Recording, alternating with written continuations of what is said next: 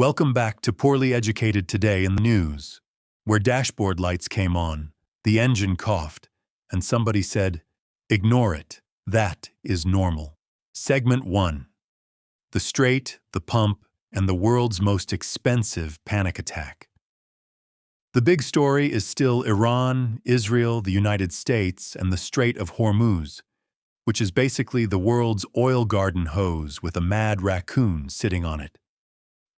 President Donald Trump says a deal with Iran is largely negotiated, which sounds calming until you remember politics treats largely negotiated like the roof only leaks when it rains. The plan would extend the ceasefire, reopen the strait, lift the U.S. blockade on Iranian ports, and maybe get tankers moving before gas prices finish eating the American wallet like a goat in a hardware store. Gas is already around $4.50 nationally, with some states paying prices that make a lawnmower feel like a luxury yacht.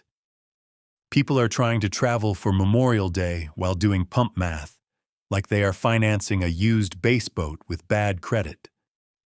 The ridiculous part is that Operation Epic Fury hit Iranian targets hard, but Iran answered by squeezing the shipping lane everybody needs.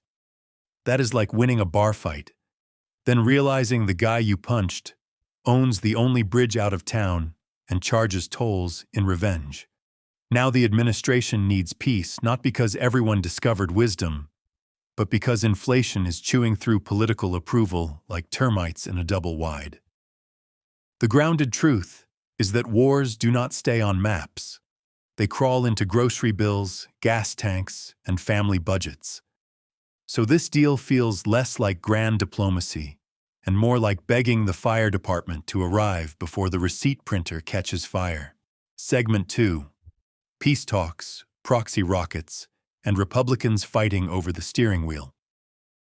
Naturally, no foreign policy mess is complete until everybody on the same team starts biting each other like possums in a trash can. The proposed deal may give Iran sanctions relief, frozen assets, and a later discussion about the nuclear program, which has the hawks acting like Trump traded the Pentagon for a coupon book. Senator Lindsey Graham is mad, Mike Pompeo is mad, and the White House is mad that they are mad. So now the Republican foreign policy wing looks like a church committee arguing over who ruined the brisket. The complaint is not imaginary. Iran may get money and breathing room before America gets firm nuclear concessions.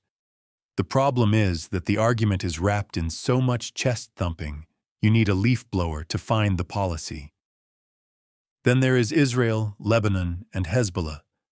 The side quest nobody can pause. A ceasefire on paper does not mean much if rockets keep flying, and every side insists it is only responding to the last thing the other side did.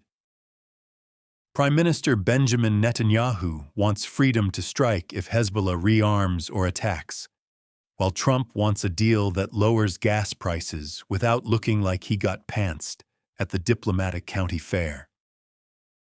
And that is the grounded problem. Peace deals are not magic spells. They are maintenance schedules for countries and militias that hate each other. If every armed faction gets a veto with explosives attached, the agreement is a screen door on a submarine, except somehow more expensive. Segment 3. White House security and the fence that apparently needs a fence. While all that is happening overseas, the White House had a fatal shooting right outside its perimeter, because apparently the news wanted to be terrifying in every time zone. A 21-year-old man named Nasir Best reportedly approached near the Eisenhower Executive Office building, pulled a revolver from a bag, and opened fire at a Secret Service checkpoint while President Trump was inside. Secret Service returned fire. Best died at the hospital, and a civilian bystander was wounded, turning a security story into a public safety nightmare. This was not some mystery threat nobody had seen before. He had already tried to breach a White House checkpoint in 2025, reportedly claimed he was Jesus Christ, violated a stay-away order, had a warrant, and still somehow ended up back near the gates with a gun. That is the part that makes you stare at the ceiling fan until it explains government. We have more cameras than a casino, more agencies than a phone book, and enough threat lists to make a printer beg for mercy. Yet a known problem allegedly walked right back into the danger zone like he was returning a library book.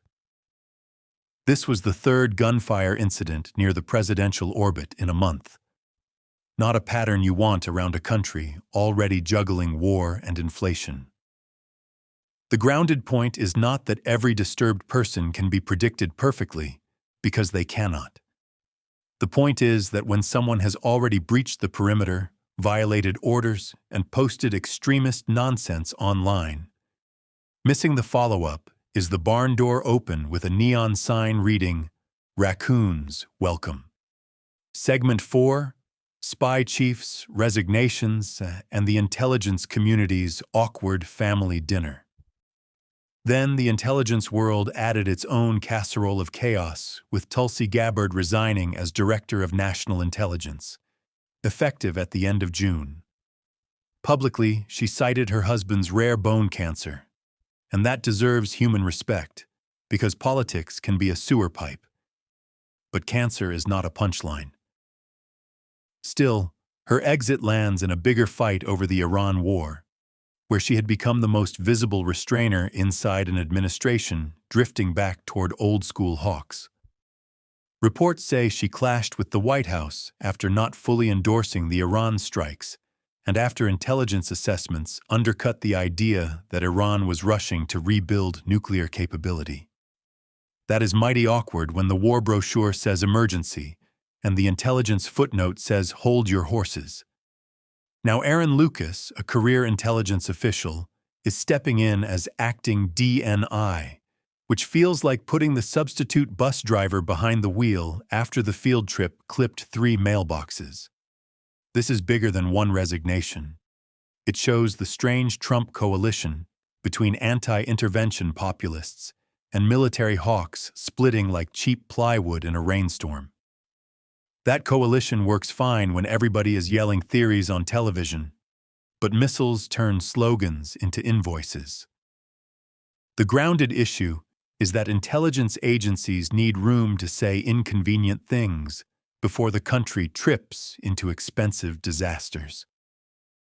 If every honest assessment becomes a loyalty test, the spy shop turns into a karaoke bar where everybody sings the same song badly and calls it national security. Segment 5. Ebola, Forever Chemicals, and a country trying to vacation through the smoke alarm. And just when you think the national plate is full, the country gets Ebola worries, chemical evacuations, PFAS deregulation, barge explosions, holiday travel, and a SpaceX rocket launch like somebody dumped the internet into a blender. Central Africa is dealing with a serious Ebola resurgence, and the U.S. is routing travelers through enhanced screening because nothing says summer like customs asking if you recently met hemorrhagic fever. At home, the administration is moving to roll back drinking water limits on some PFAS forever chemicals, which are called forever chemicals, because good luck getting this out did not fit on the label. Orange County faced evacuations over an unstable chemical tank, and Staten Island saw deadly barge explosions, making infrastructure look like a shed full of fireworks beside a space heater.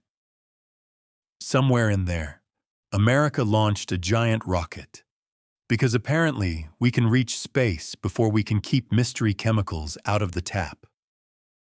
Still, people are traveling for Memorial Day because Americans will look at war, gas prices, disease alerts, and a chemical cloud and say, well, the hotel is non-refundable. That is not stupidity exactly. It is exhaustion wearing flip-flops. Folks want one cookout, one road trip, one weekend where the biggest emergency is Uncle Dale overcooking burgers until they qualify as roofing shingles. The grounded truth is that people chase normal life because the institutions meant to provide stability keep handing them crisis management with a service fee. So yes, SpaceX can launch rockets and the Knicks can get New York dreaming. But down here on Earth, we just want clean air, affordable gas, and one weekend where the news cycle does not climb through the window like a possum with a press badge. In conclusion, today's news feels like America is driving a pickup with the check engine light on and a diplomatic raccoon chewing through the brake lines. We have peace talks built on distrust, security failures around the most guarded house in the country, spy chiefs leaving mid-crisis, chemicals in the water, disease at the border, and gas prices acting like they got accepted into an Ivy League school. The world is on fire, but somebody better bring ice,